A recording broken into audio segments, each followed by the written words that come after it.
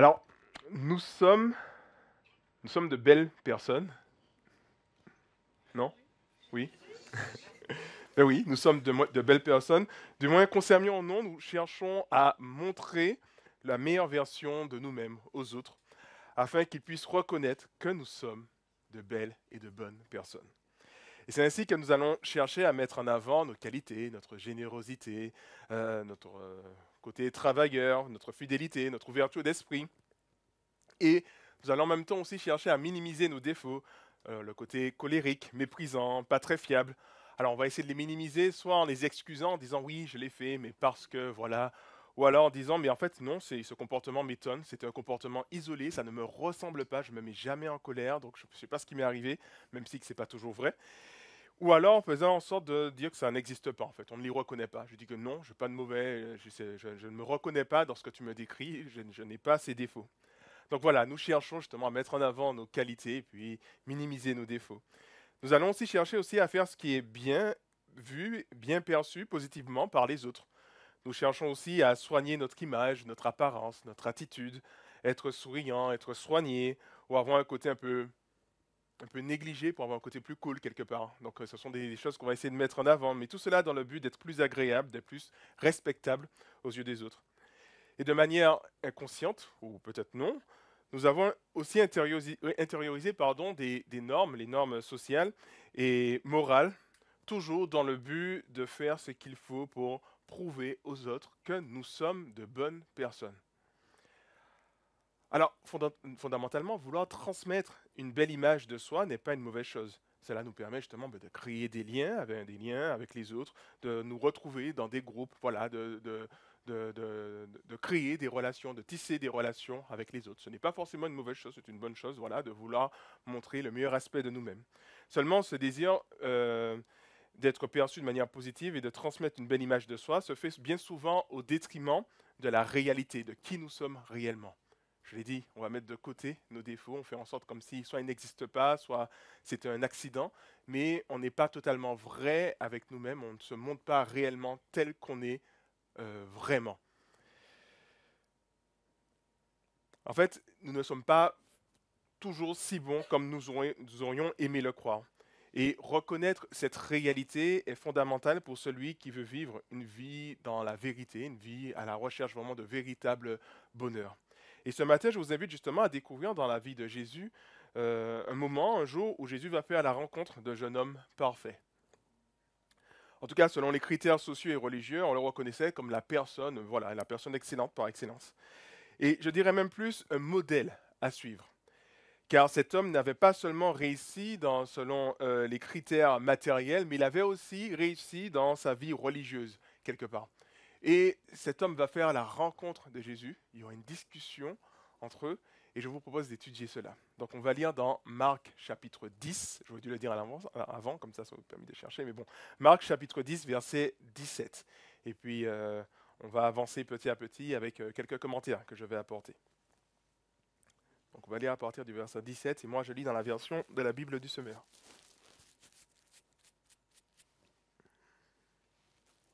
J'y vais.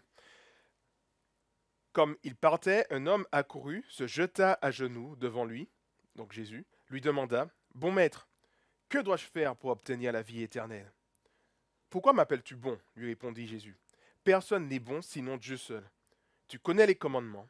Ne commets pas de meurtre, ne commets pas d'adultère, ne commets pas de vol, ne porte pas de faux témoignages, ne fais de tort à personne, honore ton père et ta mère. » « Maître, répondit l'homme, tout cela, je l'ai appliqué depuis ma jeunesse. » On va s'arrêter ici dans un premier temps et nous retrouvons Jésus avec une question que je trouve particulièrement intéressante. Une question intéressante qui est posée à Jésus. Elle n'est pas seulement intéressante, mais je pense même qu'elle est existentielle. C'est une question qu'on se pose tous. Mais on peut la formuler de différentes manières si on est croyant ou non. C'est vrai que le croyant va dire, ben voilà, que dois-je faire pour obtenir la vie éternelle? Que dois-je faire pour aller au paradis?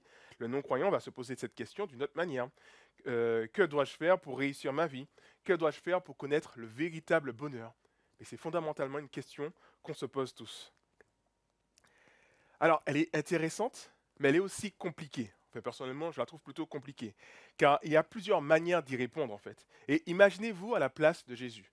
un ami, voilà, un collègue, votre enfant, peu importe, une personne vient vous voir, vous demandez, mais qu'est-ce que je dois faire pour hériter, pour avoir droit à la vie éternelle? Et qu'est-ce que vous allez répondre? Comment allez-vous présenter justement ce message de l'Évangile? Alors peut-être qu'on peut dire, tu dois demander pardon à Dieu pour tes fautes. Tu dois accepter le sacrifice de Jésus pour toi, par exemple. Tu dois reconnaître Jésus comme ton Seigneur et ton Sauveur. Tu dois vivre pour Jésus.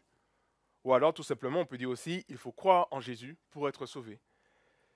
Alors, toutes ces réponses sont totalement justes, hein, mais elles peuvent aussi ne pas être très bien comprises par la personne qui nous entend, car cette personne n'a pas forcément les codes bibliques que nous avons. Qu'est-ce que ça veut dire croire en Jésus? À quelqu'un qui n'a pas l'habitude de fréquenter les églises, qui n'a pas l'habitude de lire la Bible, qu'est-ce que ça veut dire croire en Jésus, mettre ma foi en Jésus? Ça n'a pas de sens, enfin, ce n'est pas quelque chose qu'on entend dans la vie de tous les jours. Vous n'allez pas entendre cela à la radio. Enfin, voilà.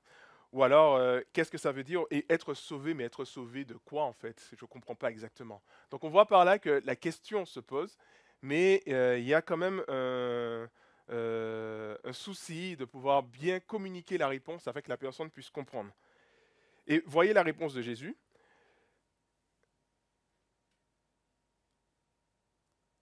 Jésus, lui, renvoie, lui, à la loi. Il aurait pu donner une autre réponse, mais il dit à ce jeune homme justement de respecter les commandements de Dieu. Alors pourquoi Jésus renvoie à la loi? Pourquoi dit-il à ce jeune homme de respecter les commandements de Dieu? Je crois que c'est parce que c'était la meilleure réponse qu'il pouvait entendre. C'était la réponse la plus adaptée à lui, à sa situation, à ce jeune homme. En fait, cette question n'est pas anodine, comme je l'avais dit précédemment. Elle n'est pas formulée à partir de rien. Que dois-je faire pour avoir la vie éternelle?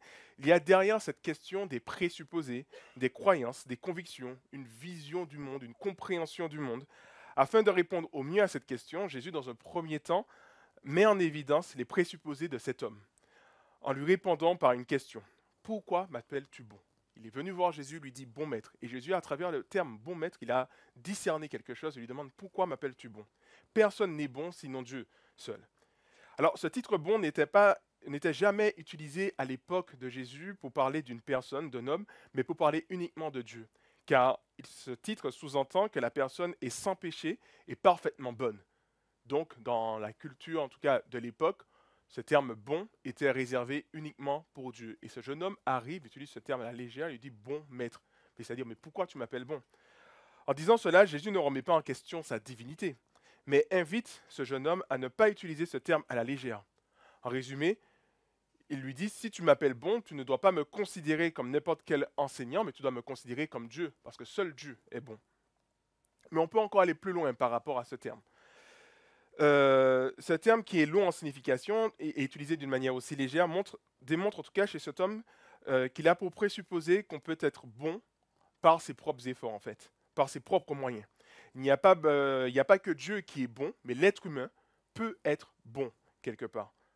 Et de ce fait, s'il s'efforce à faire le bien, il fait les efforts nécessaires, on peut dire qu'il est bon. Ainsi, il envisage la vie éternelle non pas comme une grâce de Dieu, mais comme quelque chose à mériter.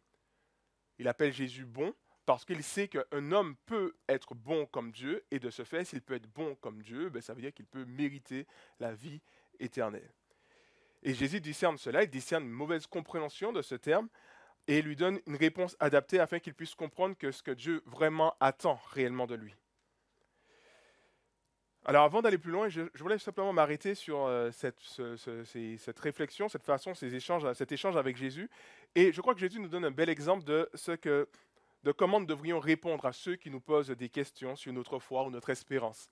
Plutôt que de répondre hâtivement à ces questions, il est important d'en apprendre plus sur la personne qui nous pose ces questions. Essayer de comprendre pourquoi elle nous pose cette question. Quelle est la question quelque part derrière cette question? Quel est l'état d'esprit de cette personne lorsqu'elle pose cette question? Afin de pouvoir répondre de la manière la plus appropriée, la plus adéquate. Et cela nous invite finalement à être dans cette perspective où on n'est pas là simplement à annoncer un message, mais on est là aussi, on cherche vraiment à aimer notre prochain. Aimer notre prochain, ça veut dire quoi? C'est apprendre à le connaître, à s'intéresser vraiment à lui, à l'écouter, à essayer de comprendre sa vision des choses, à essayer de voir comment il voit le monde. Quelque part, à retirer nos propres lunettes un peu de chrétien pour mettre ses lunettes à lui où il voit le monde différemment, afin de mieux comprendre qui il est et de lui apporter une réponse, justement, la réponse la plus appropriée. Alors, si nous revenons à Jésus et cet homme, la question derrière la question est la suivante. Est-ce qu'un homme, par ses propres efforts, peut mériter la vie éternelle? Dans sa vision du monde, tout le monde peut être bon. Et donc, du coup, si dans sa vision du monde, tout le monde peut être bon, il est en train de demander à Jésus, est-ce que par mes propres efforts, je peux hériter de la vie éternelle? Ben, Jésus va répondre dans le même registre et va lui donner cette réponse adaptée. Si tu veux avoir droit à la vie éternelle, ben, par tes propres mérites, il te faut obéir au commandement de Dieu. Alors, le jeune homme va répondre, Maître, mais tout cela, je l'ai appliqué depuis ma jeunesse. Alors, il ne faut pas voir à travers la réponse de ce jeune homme une forme d'orgueil quelque part de sa part, mais plutôt une détresse. Une détresse parce que c'est celui qui fait déjà ce que la loi exige, mais pour autant, il ressent en lui, dans son fond intérieur, il sent qu'il lui manque quelque chose, qu'il n'arrive pas à combler cette chose qui lui manque. Il s'efforce d'obéir à la loi de Dieu, et il sent que, je sens qu'il me manque quelque chose, il sent qu'il est encore peut-être loin de la vie éternelle. Et dans sa conception du monde, l'homme peut mériter la vie éternelle par ses propres efforts, en tout cas si on s'appuie sur ce terme bon qu'il a utilisé. Et c'est vrai que cet homme s'efforce depuis son plus jeune âge à obéir à la loi de Dieu. Pour autant, voilà, il ressent cette forme d'insécurité, d'incertitude quant à l'approbation de Dieu à son égard. Est-ce que je fais suffisamment pour que Dieu puisse m'accepter? Alors il fait tous ses efforts, mais pour autant sa conscience ne le laisse pas tranquille. Il sait qu'il lui manque quelque chose. Sa conscience quelque part l'accuse, sa conscience le pousse à chercher autre chose parce qu'il réalise que non, voilà, il faut quelque chose de plus. En fait, cet homme expérimente ce que vit toute personne qui essaie d'être bonne par ses propres moyens. On aura beau faire les efforts nécessaires, et je ne parle pas forcément du religieux, je parle même d'une personne qui n'est pas religieuse, mais qui essaie d'être humaniste, enfin voilà, de bien se comporter vis-à-vis des autres. On aura beau faire les efforts nécessaires pour être une bonne personne, notre conscience ne nous laissera jamais tranquille, comme si on ne fera jamais assez. Nous aurons toujours, tôt ou tard, le sentiment de ne pas avoir fait assez, le sentiment qu'il nous manque quelque chose, un sentiment d'insécurité, comme si à tout moment nous pouvons nous rater et réduire à néant tout ce que nous avons construit. On porte notre justification sur nos épaules et c'est lourd, ça pèse. Et on se dit à tout moment je peux trébucher et puis faire tomber ma justification, enfin voilà, tout ce qui fait de moi une bonne personne. Et cette éventualité de trébucher et de perdre tout ce qu'on a construit nous effraie. Comme ce jeune homme, il n'est pas dans cette quiétude, il est plutôt dans cette inquiétude, il est plutôt dans cette peur, dans cette crainte. En fait, personne n'est suffisamment et constamment bon pour faire taire à jamais sa mauvaise conscience, sa conscience. Alors, comment faire taire sa conscience? Comment avoir l'assurance de la vie éternelle? Comment avoir l'assurance d'obtenir le bonheur parfait? Cet homme envisageait la vie éternelle sous le prisme du mérite, comme je vous l'ai dit. Il constatait que ce mérite est hors de sa portée. Il est profondément paniqué, comme l'exprime notre texte, puisque vous avez vu qu'il se jette aux pieds de Jésus. Il ne vient pas le voir calmement, mais on sent que c'était quelque chose qui le travaillait depuis un certain temps. Il voit Jésus, il se jette à ses pieds, il dit, mais je t'en supplie, donne-moi une solution, parce que je suis profondément inquiet, je suis dans cette insécurité, donne-moi une réponse. Qu'est-ce que je dois faire en plus pour mériter la vie éternelle, sachant que j'obéis déjà à la loi? Justement, la réponse de Jésus, il aurait pu lui dire, crois en moi, enfin tout cela, mais il lui a d'abord montré son problème. Son problème, à travers sa réponse, il a démontré à cet homme que ses bonnes actions ne suffisent pas, et par sa réponse affirmative, le jeune homme reconnaît cela, puisqu'il sait déjà qu'il fait de bonnes actions, il sait déjà qu'il est en train d'obéir à la loi de Dieu. Mais pour autant, il constate que ça ne suffit pas, et Jésus voulait peut-être l'amener à cela, avant de lui donner d'abord la solution. Et comme je vous disais aussi, ça peut être intéressant aussi également pour vous, lorsque vous discutez voilà, avec vos enfants, par exemple. L'enfant peut venir vous voir, vous poser une question, avant de répondre, c'est intéressant de discuter avec lui, de savoir mais pourquoi tu me poses cette question? Qu'est-ce que tu as à l'esprit quand tu me poses cette question? Jésus, c'est ce qu'il fait quelque part. Enfin, il a discerné cela à travers le terme que cet homme a utilisé, qui était très significatif. Donc l'homme reconnaît que voilà, que lui-même n'y arrive pas. Il a besoin de plus, il ne peut pas envisager la vie éternelle comme un mérite. Il réalise quelque part cela. Il doit envisager une autre manière. Jésus n'est pas indifférent quant à la détresse de cet homme. Et voyez la suite de notre texte, ce que notre texte nous dit. Donc verset 21. Jésus posa sur cet homme un regard plein d'amour et lui dit, « Il ne te manque qu'une chose. Va, vends tout ce que tu possèdes, donne le produit de la vente aux pauvres, et tu auras un trésor dans le ciel. Puis viens et suis-moi. » En entendant ces paroles, l'homme s'assombrit et s'en alla tout triste, car il était très riche. Jésus parcourut du regard le cercle de ses disciples, puis il leur dit qu'il est difficile à ceux qui ont des richesses d'entrer dans le royaume de Dieu. Cette parole les surprit, mais Jésus insista. Oui, mes enfants, qu'il est difficile d'entrer dans le royaume de Dieu. Il est plus facile à un chameau de passer par le trou d'une aiguille qu'à un riche d'entrer dans le royaume de Dieu. Les disciples furent encore plus étonnés et ils se demandèrent entre eux, mais alors qui peut être sauvé? Jésus les regarda et leur dit, aux hommes, c'est impossible, mais non à Dieu, car tout est possible à Dieu. Voilà, quelques commentaires par rapport à ce que nous avons lu. Jésus voit la détresse de cet homme et il est rempli d'amour pour lui. Jésus est rempli d'amour pour toutes ceux et celles qui reconnaissent que leurs bonnes actions, les codes de moralité, tout ce qu'ils essayent de mettre en place ne suffiront jamais pour être de bonnes personnes. Il a de la compassion pour ces personnes qui ont cette inquiétude, une inquiétude persistante, et ces personnes qui reconnaissent qu'ils ont besoin de plus, ils ont besoin de quelque chose pour répondre. Et cet homme est maintenant dans les bonnes conditions pour entendre justement la réponse, la solution que Jésus veut lui apporter. Va, vends tout ce que tu possèdes, donne le produit de ta vente aux pauvres et puis viens, suis-moi. Alors, quelle réponse plutôt effrayante, hein? D'autant plus que le texte nous dit que cet homme était très riche. Bon, heureusement, lorsque vous êtes converti, on ne vous a pas dit va, vends tout ce que tu as et suis-moi. Peut-être qu'on serait moins nombreux dans la salle, je ne sais pas. Alors on peut se dire, n'est-ce pas une réponse plutôt excessive de la part de Jésus? Ne pouvait pas-il lui dire simplement viens et suis-moi? Pourquoi doit-il vendre tous ses biens? En tout cas, on voit que suite à la réponse de Jésus, cet homme repart encore plus désespéré qu'il ne l'était. Il est venu faire part de ses souffrances à Jésus, et Jésus, en tant que bon médecin, lui propose un remède. Seulement, le remède semble encore plus douloureux que le symptôme. Vous savez, c'est comme celui qui souffre d'une carie, mais qui a encore plus peur d'aller chez le dentiste. Donc, il faut garder sa carie quelque part. Mais c'est un peu ce qu'il est en train d'expérimenter, ce jeune homme. Et on constate que la richesse de cet homme fait obstacle à ce que Jésus veut lui apporter, d'où le fait qu'il est difficile à ceux qui ont des richesses d'entrer dans le royaume de Dieu. Et Jésus va le dire plusieurs fois. On voit déjà dans un premier temps que les disciples sont surpris lorsqu'ils entendent cela. Et ensuite, ils sont encore plus étonnés lorsqu'ils réalisent que Jésus va encore plus loin. Il leur dit qu'en fait, qu'il est impossible à un riche d'entrer dans le royaume des cieux, puisqu'il dit, voilà, un chameau qui passe par le trou d'une aiguille, ce n'est pas possible, c'est littéralement pas possible. Et donc du coup, les disciples sont d'autant plus choqués. En fait, il faut comprendre quelque chose. Dans notre culture, nous avons tendance, il me semble, peut-être que je me trompe, mais nous avons plutôt tendance à nous méfier des riches, en imaginant qu'ils se sont enrichis au détriment des autres, en profitant quelque part des autres. Dans la culture juive de l'époque, la richesse n'était pas vue de manière si négative, elle était plutôt vue de manière très positive, la richesse. Elle était signe de l'approbation de Dieu envers une personne qui menait une vie pieuse. On peut penser à Job, on peut penser à Abraham, on peut penser à Salomon, on peut penser à des promesses comme dans le psaume 1, heureux l'homme qui se confie, qui obéit à la loi de l'Éternel, il réussit dans tout ce qu'il entreprend, quelque part. Donc on voyait dans cette culture que la richesse était plutôt signe d'approbation de Dieu.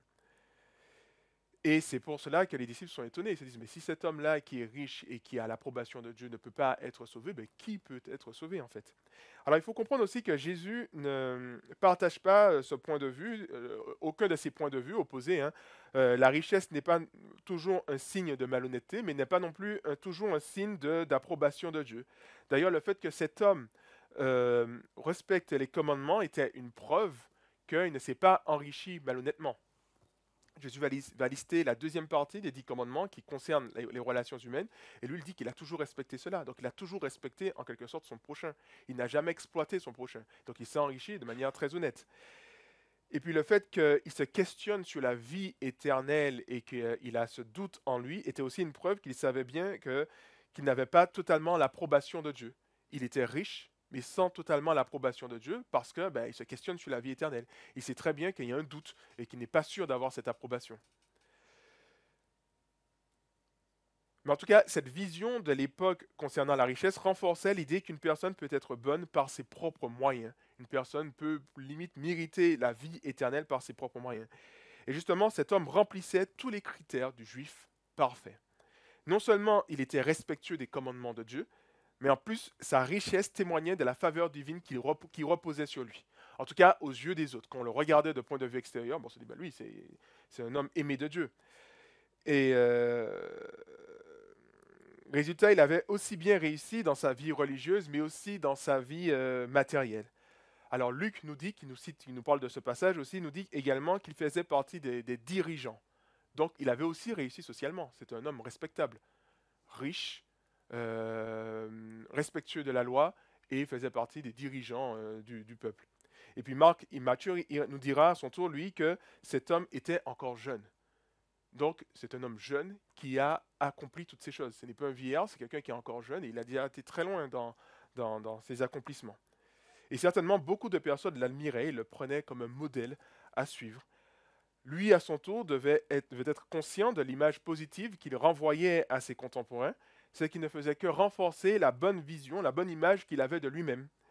Seulement, malgré tous ses accomplissements, malgré toutes ses approbations, en tout cas des autres, le doute subsistait en son cœur. Est-il vraiment approuvé par Dieu? Suis-je vraiment approuvé par Dieu? Vais-je réellement obtenir la vie éternelle? Et là, vous voyez la souffrance et même le fait qu'il soit même isolé parce que j'imagine qu'il ne peut même pas parler de ça à un ami. Son ami va lui dire, mais non, mais tu exagères quand même. Mais pourquoi tu me parles de ça et tout alors que toi, tu es un exemple parfait. Et donc, comme s'il ne peut trouver personne qui puisse vraiment comprendre sa souffrance, puisque tout le monde s'imagine que voilà, que, bah, lui, c'est le juif parfait, il est jeune, il a réussi, il a fait tout ce qu'il avait à faire. Mais il lui manquait quelque chose. Et Jésus met justement le doigt sur le cœur de son problème. Il lui dit, jusque-là, tu as mis ta foi. Alors, j'essaie de retranscrire les paroles de Jésus. Hein. Jusque-là, tu as mis ta foi et ta confiance dans tes richesses et tes accomplissements personnels. Mais toutes ces choses ne pourront jamais faire de toi une bonne personne. Elles ne peuvent t'aider à être approuvé par Dieu. Tu as besoin, en fait, non pas de richesses, non pas de commandements supplémentaires, mais tu as besoin d'un sauveur. Tu as besoin de véritables sauveurs. Pour ce faire, abandonne ce sur quoi tu as mis ton espoir, abandonne tes richesses et suis-moi. Moi seul pourrais te sauver de tes doutes, de tes frayeurs, de ta peur d'échouer. Moi seul peux te donner l'assurance de l'amour indéfectible de Dieu. Moi seul peux t'assurer que tu auras réellement la vie éternelle. Jusque-là, toujours Jésus, j'imagine que c'est Jésus qui lui dit ça, jusque-là j'étais uniquement le maître de ta vie. Tu obéissais à mes commandements. Tu t'efforçais d'obéir tant bien que mal à ce que je t'avais commandé. Je te propose maintenant que je devienne aussi ton sauveur. Alors malheureusement, cette histoire finit plutôt tragiquement, puisqu'après avoir entendu l'appel de Jésus, cet homme repart encore plus triste. Non seulement ses doutes, ses inquiétudes persistent, mais en plus, il réalise que le prix à payer pour obtenir l'assurance et l'approbation de Dieu, le prix à payer pour être certain d'obtenir la vie éternelle, le prix à payer pour ne plus avoir la crainte et la frayeur qui est en lui et cette crainte qui ne le quitte pas, ben, ce prix est trop élevé. Et finalement, il préfère rester dans sa situation et repartir tout triste. Une question qu'on peut se poser lorsqu'on lit tout ça, on peut se dire dans quelle mesure ressemblons-nous à cet homme? Qu'est-ce qui, dans nos vies, a une place si importante que nous ne pouvons pas nous imaginer vivre sans cette chose? Autrement dit, qu'est-ce qui nous promet plus de joie, plus de sécurité, plus de paix que le fait de suivre Jésus? Qu'est-ce qui a une place plus importante que Jésus dans ta vie? Cet homme riche, c'était sa richesse, mais qu'est-ce qui dans ta vie a une place plus importante? Pas trop dans l'évangile de Marc, mais surtout dans l'évangile de Luc, il est question de richesse. Et vous connaissez ce passage qui dit qu'on ne peut pas aimer Dieu et Mammon en même temps. On ne peut pas aimer Dieu et l'argent en même temps. Et dans les Écritures, il y a vraiment cette mise en garde, en tout cas, en ce qui concerne l'amour des richesses. Jésus nous invite à nous débarrasser des richesses, pas nous débarrasser, mais à moins considérer les richesses terrestres et nous concentrer sur les richesses justement célestes. La Bible nous dit, voilà, et à plusieurs reprises, l'apôtre Paul nous le dit dans 2 lettres, que la soif de posséder est une idolâtrie. C'est vrai que la soif de posséder reflète bien la réalité de notre société aujourd'hui. Notre société de consommation, enfin voilà, rythmée par des fêtes. Récemment, c'était Halloween, il y avait plein de choses à acheter pour Halloween. Avant ça, c'était la décoration d'automne, il y avait plein de choses encore à acheter. Là, on a déjà la décoration de Noël. Enfin voilà, on est rythmé par ces choses-là. Il y a un peu ce côté aussi de soif de posséder. Le confort matériel, toutes ces choses sont aussi des choses qui peuvent nous promettre sécurité, paix et joie. Alors, dans l'histoire de l'Église, on constate que plus la richesse et le confort matériel augmentent, plus les personnes ont tendance à se détacher de la foi. Et ce n'est pas pour rien si aujourd'hui le christianisme recule dans cette société, dans ce monde occidental, pour recevoir un meilleur accueil dans les pays de l'hémisphère sud, là où la richesse ou le confort est moins important. On n'a pas ce confort dans ces pays du sud qu'on a dans les pays occidentaux. Et on voit un réveil dans les pays d'Afrique, on voit un réveil en Amérique du Sud, dans les pays asiatiques, tout cela. Et on constate finalement que, alors que c'était l'Europe qui était le berceau, pas le berceau, mais le foyer du christianisme, mais ce foyer a tendance à se déplacer vers le sud, dans des contrées où justement il y a moins de richesse, moins de confort.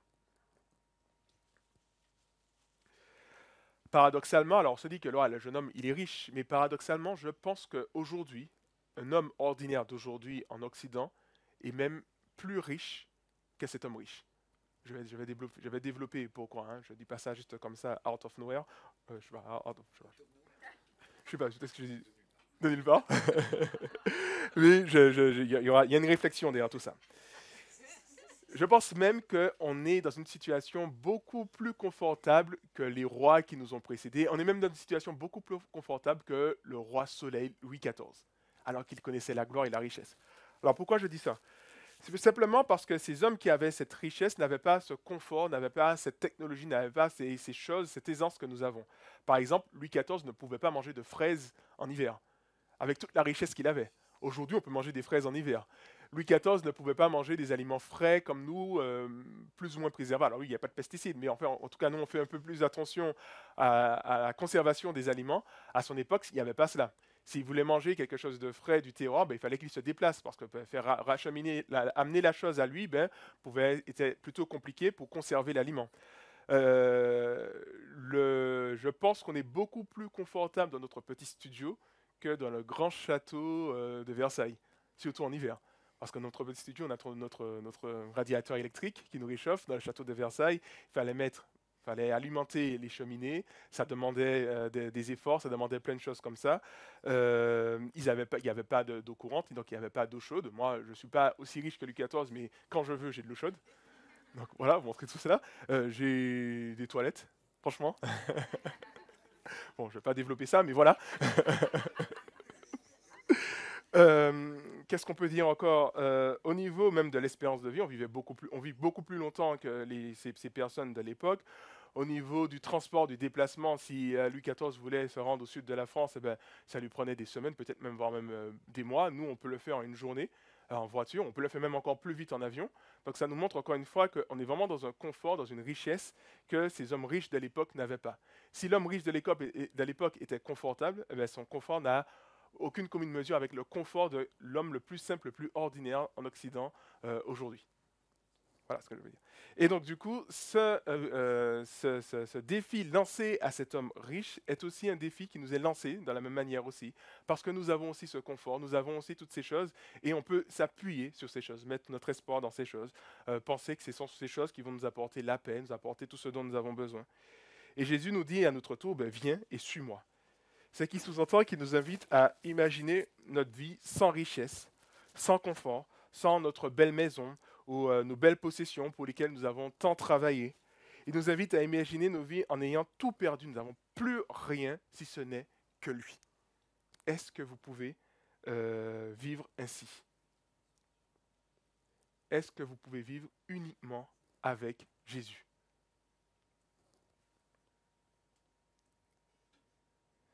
Alors, accepter ce défi nous est impossible, comme Jésus nous l'a dit, parce que nous sommes incapables par nous-mêmes de répondre à cette invitation aussi radicale. Mais même si ça nous est impossible, cela n'est pas impossible à Dieu. C'est uniquement par le secours de Dieu que nous pouvons être capables d'accepter cette invitation de Jésus. Et on comprend par là, en fait, que, et ça c'est assez intéressant, que devenir chrétien, ce n'est pas tant un exploit humain que plutôt un miracle. Pourquoi tu es chrétien aujourd'hui? Pourquoi tu crois en Dieu aujourd'hui? Alors tu peux te dire, oui, que j'ai décidé de suivre Jésus, certes, mais c'est avant tout un miracle. Parce que Jésus nous dit que c'est impossible à l'homme, en fait, de se tourner vers Dieu. L'homme, dans son état naturel tel qu'il est, il n'a pas cette capacité de le faire. Il faut que Dieu puisse intervenir dans ta vie pour que tu puisses accepter ce message et te repentir quelque part. Sinon, humainement, naturellement parlant, ce n'est pas possible. Et je crois que c'est encore un sujet de reconnaissance vis-à-vis de Dieu. Si aujourd'hui, par exemple, tu as fait cette démarche et que tu marches avec le Seigneur, ben dis-toi que certes, oui, tu as pris la décision, tu as fait les efforts certes nécessaires, mais c'est avant tout parce que Dieu a rendu cela possible. Oui, je parlais que Dieu a rendu cela possible, mais cela comment dire, nous avons tout de même un devoir d'exigence, un devoir en tout cas d'engagement vis-à-vis de Dieu. Cela nous invite à nous poser des questions quant à notre engagement vis-à-vis de Dieu, dans la gestion notamment de nos richesses. Est-ce qu'elles servent à conforter notre sécurité, notre joie, notre paix, ou alors est-ce qu'elles servent à glorifier Dieu? Est-ce que j'utilise ces richesses, ce confort que j'ai, toutes ces choses que j'ai, est-ce que j'utilise tout cela comme en concurrence avec Jésus? Savoir que Jésus est mon sauveur, mais mes richesses aussi, parce que voilà, Jésus c'est bien, mais il faut que je termine la fin du mois. Donc on peut se dire, on va avoir une réflexion, un calcul un peu comme ça. Ou est-ce qu'on est vraiment dans cet état d'esprit où ben, tout ce que j'ai, ben, ces choses-là servent à glorifier Dieu? Alors j'écoutais un jour en intervenant un orateur qui, le thème en question c'était sur la gestion de nos finances et il nous rappelait quelque chose de fondamental.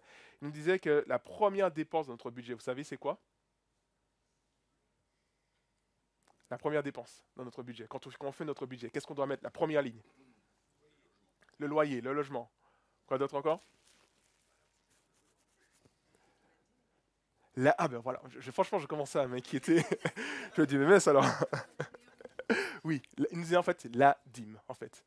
C'est vrai qu'on n'y pense pas toujours. On va d'abord faire toute la liste et puis ensuite, si on a de la place, on va mettre la dîme, nos offrandes. Alors, la dîme, il faut peut-être une petite précision quand même là-dessus. C'est vrai que le Nouveau Testament ne nous invite pas à donner, ne nous oblige pas à donner la dîme. Ça se faisait dans l'Ancien Testament. Dans le Nouveau Testament, on est même censé, et ça c'est triste pour nous, on est même censé aller plus loin en fait. On est censé donner avec une générosité beaucoup plus large que celle de la dîme. Ne pas simplement se contenter de 10% de nos revenus, mais on peut donner même largement plus que tout cela. Et on peut penser aussi à Jésus qui prend l'exemple de cette veuve qui a donné tout son argent et Jésus la félicite et dit à ses disciples, voici un exemple à suivre justement. Ben, je crois que dans la façon de gérer notre budget, de gérer notre façon de dépenser notre argent, est-ce qu'on a cette facilité à donner? Est-ce qu'on a cette facilité à se montrer généreux?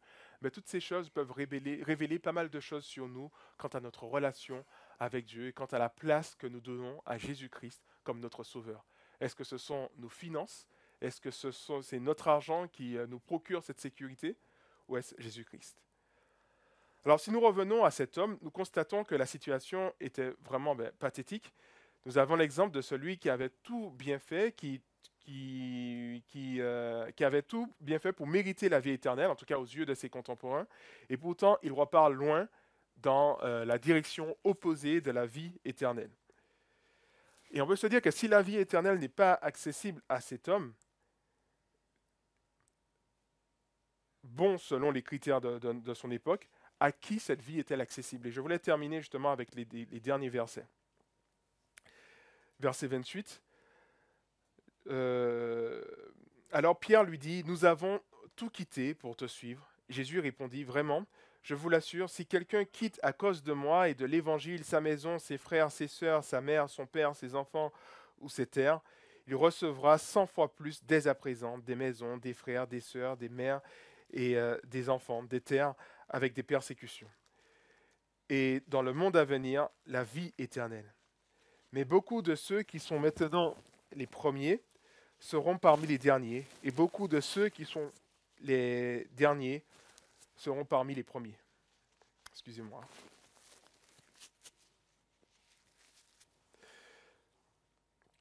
Alors, la déclaration de Pierre est assez intéressante parce il se compare quelque part à ce jeune homme riche.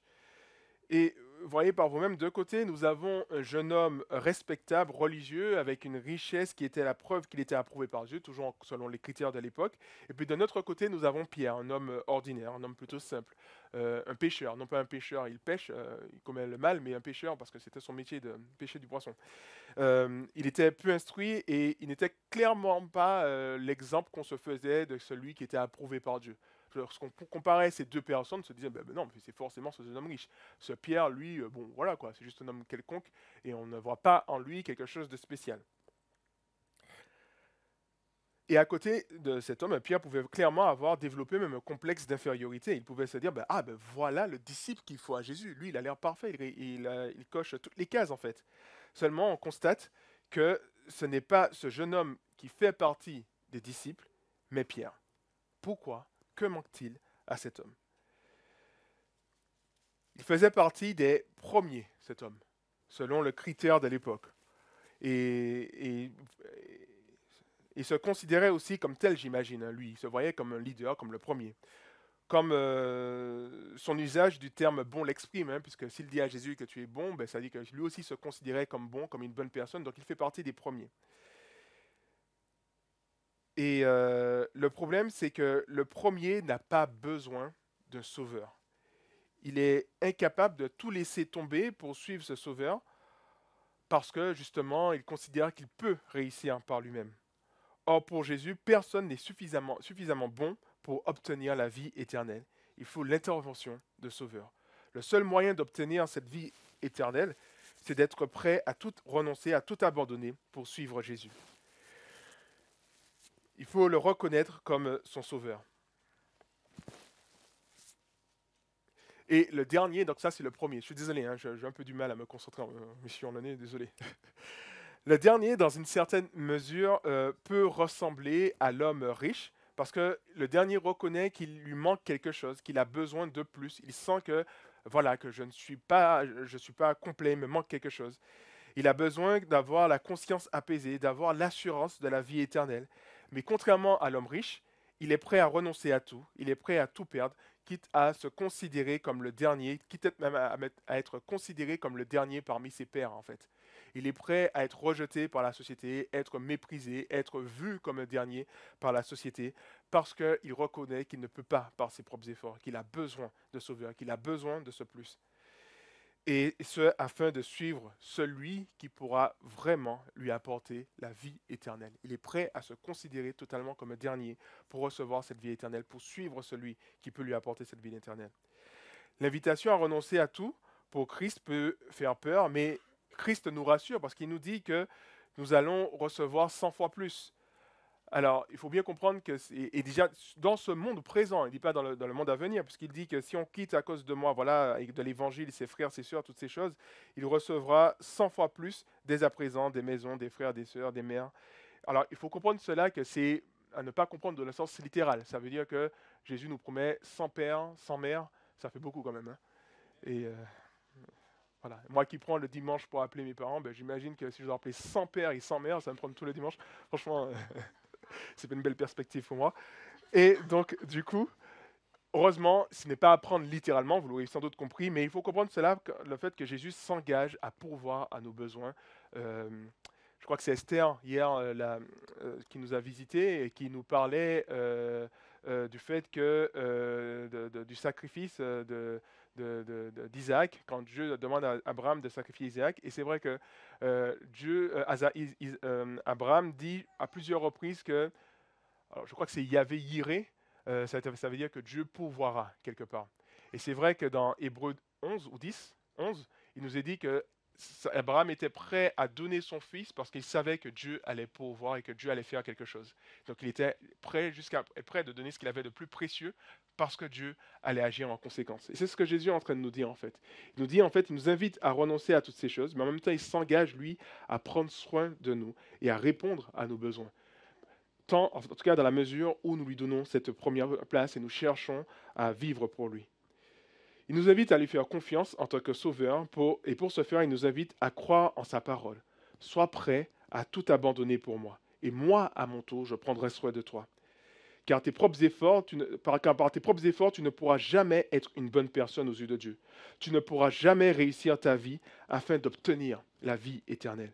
Tes bonnes actions ou tes belles possessions ne pourront jamais répondre à ton besoin d'approbation de Dieu, de sécurité, de paix. Sois donc prêt à renoncer à toutes ces choses pour moi, nous dit Jésus. Vois-tu, nous dit-il. Vois-tu, je suis, nous dit Jésus, le jeune homme riche par excellence. J'avais la vie parfaite auprès du Père. Je réussissais dans tout ce que j'entreprenais, dans tout ce que je faisais. J'avais la gloire et la richesse en abondance.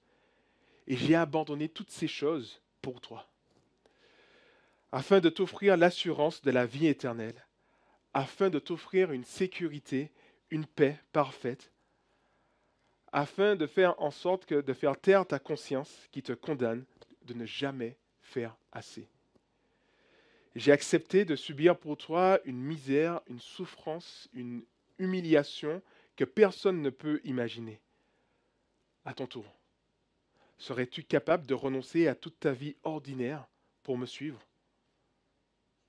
Moi, j'ai renoncé à ma glorieuse richesse pour t'avoir toi, pour te sauver, pour entrer en relation avec toi. J'ai renoncé à ma glorieuse richesse.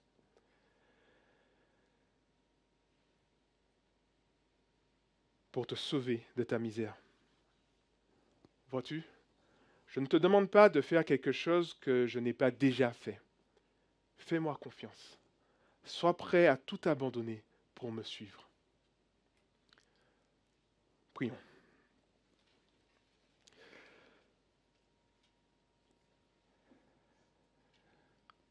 Notre Dieu, notre Père, je veux en ce matin te remercier pour ta parole qui est vraie, qui est vivante, ta parole qui bouscule, qui interpelle, mais qui est tellement rafraîchissante et qui est source de joie et de bénédiction pour celui qui essaye de tous ses efforts à s'attacher à ta parole, à t'obéir, à obéir à tes commandements. Aujourd'hui, tu te présentes à nous, tu nous rappelles cette réalité que tu es notre sauveur, que de par nous-mêmes, nous ne pouvons pas connaître cette paix, cette sécurité. Par nous-mêmes, nous ne pouvons pas connaître cette satisfaction de nous savoir approuvés par toi. Car nous avons beau faire les efforts nécessaires, ce ne sera jamais suffisant. Nous n'avons pas besoin des critiques des autres pour nous faire réaliser que ce n'est pas suffisant. Nous-mêmes, nous entendons notre conscience qui nous rappelle que nous pouvons toujours faire plus, que ce n'est pas assez et que nous ne méritons pas justement ton approbation. Et dans toute cette misère, dans cette lutte intérieure, dans ces préoccupations que nous avons en nous, tu es intervenu pour nous apporter cette véritable paix. Ce jeune homme a demandé, mais qu'est-ce que je peux faire pour hériter, pour avoir la vie éternelle? Qu'est-ce que je peux faire pour connaître le véritable bonheur? Qu'est-ce que je peux faire pour réussir ma vie? Qu'est-ce que je peux faire pour connaître cette félicité, cette joie éternelle? Et finalement, tu lui réponds que rien. Tu as déjà tout fait et ce n'est pas suffisant. Mais moi, je peux faire. Et pour ce faire, il faut que tu sois prêt à tout abandonner pour moi. Seigneur notre Dieu, nous savons que ça nous est impossible et nous savons que toi, cela c'était possible. Et nous te demandons dans ta grâce, Seigneur, de nous aider à nous faire violence. Jésus nous dit que ce sont les violents qui s'emparent du royaume des cieux, que nous puissions nous faire violence, Seigneur, afin que nous puissions mettre en pratique ce que tu nous dis. Tu vois notre situation et tu vois tout un chacun. Je suis sûr que nous avons tous des luttes, des choses. Tu nous interpelles par ton Saint-Esprit par rapport à des pratiques, des choses que nous faisons qui ne te glorifient pas, des choses qui prennent trop de place dans nos vies, des choses qui deviennent même des idoles dans nos vies, Seigneur. Et tu nous invites en ce matin à nous débarrasser de ces choses. Débarrasse-toi de cela et toi, suis-moi, tu nous dis dans ta parole. Mais ô combien c'est difficile pour nous de pouvoir faire ce choix. Et Seigneur, nous te supplions, nous implorons ta grâce afin que tu puisses intervenir et nous aider. Tu vois ces dilemmes, tu vois ces questions, tu vois ces choses que tu nous demandes, Seigneur. Interviens. Donne-nous la force. Donne-nous cette volonté. Donne-nous le courage qu'a eu Abraham aussi d'aller jusqu'au bout de ce que tu lui as demandé. Que nous aussi, nous puissions aller jusqu'au bout, Seigneur, et te donner cette première place. Nous rappeler que tu es notre sauveur et qu'il ne doit y avoir aucun concurrent, aucune personne, aucune chose qui viendrait te faire concurrence ou viendrait nous vendre autre chose. Mais que nous puissions vraiment mettre notre espoir totalement en toi. Oui, nous avons dit la croix seule me suffit et cela s'inscrit dans ce que tu nous invites à faire, Seigneur, à te donner cette première place. Aide-nous dans ta grâce, afin que ce ne soit pas simplement de belles paroles, mais que ce soit vraiment une réalité que nous cherchons à vivre chaque jour dans ta grâce, Seigneur. Aide-nous. Et puis, Seigneur, notre Dieu, je veux te remercier, je veux te louer parce que tu nous rassures. Tu nous dis, c'est vrai que je te demande quelque chose d'extrêmement difficile, mais je t'assure, et ma parole est certaine, que je prendrai soin de toi. Certes, je te demande d'abandonner certaines choses dans ta vie, je te demande d'abandonner des choses même légitimes dans ta vie, et tu peux avoir le sentiment peut-être qu'il va te manquer quelque chose, que tu seras dans une situation difficile, que voilà, que tu seras dans une forme de précarité. Mais toi, tu nous dis, Seigneur, que moi, je m'engage à prendre soin de toi et à te donner tout ce dont tu as besoin. Simplement, sois prêt à renoncer à tout et suis-moi. Et c'est ainsi que tu vas connaître la vie éternelle. C'est ainsi que tu vas réussir ta vie. C'est ainsi que tu vas connaître le bonheur parfait. C'est ainsi que tes doutes, tes peurs, tes inquiétudes, toutes ces choses qui viennent te ronger vont disparaître et que tu vas connaître la paix, la joie de savoir que l'amour indéfectible de Dieu s'est posé sur toi et que rien ni personne, et c'est ce que nous dit l'apôtre Paul, rien ne peut nous séparer de l'amour de Dieu, que ce soit les tribulations, que ce soit la maladie, que ce soit toutes sortes de choses, rien ne peut nous séparer de l'amour que tu as manifesté envers nous. Merci Seigneur parce que tu es ce jeune homme riche par excellence. Merci parce que toi Seigneur, tu as tout abandonné pour nous. Tu as mis de côté ta richesse pour moi. Qui suis-je Seigneur? Tu as mis ta richesse de côté, tu as mis ta gloire de côté pour chacun d'entre nous. Qui sommes-nous Seigneur? Et tu l'as fait. Tu nous demandes de faire un effort que toi-même tu as déjà fait. Et tu as fait tout cela pour subir justement la mort, la condamnation, la croix, tout ce qui allait avec. Et tu l'as fait, Seigneur, paradoxalement avec joie. Tu l'as fait avec joie de savoir que à travers cela, nous aurons la possibilité d'être à toi. Et je te remercie pour cela, Seigneur.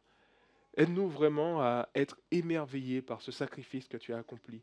Aide-nous à être émerveillés par l'amour que tu as manifesté envers nous, afin qu'à notre tour, Seigneur, nous puissions t'aimer comme toi tu nous as aimés, même si ça nous est impossible de t'aimer de la même manière, mais que nous puissions tendre à t'aimer comme toi tu nous aimes, Seigneur. Oui, aide-nous car nous avons désespérément besoin de Sauveur. Nous avons désespérément besoin de toi. Je t'ai pris au nom de Jésus. Amen.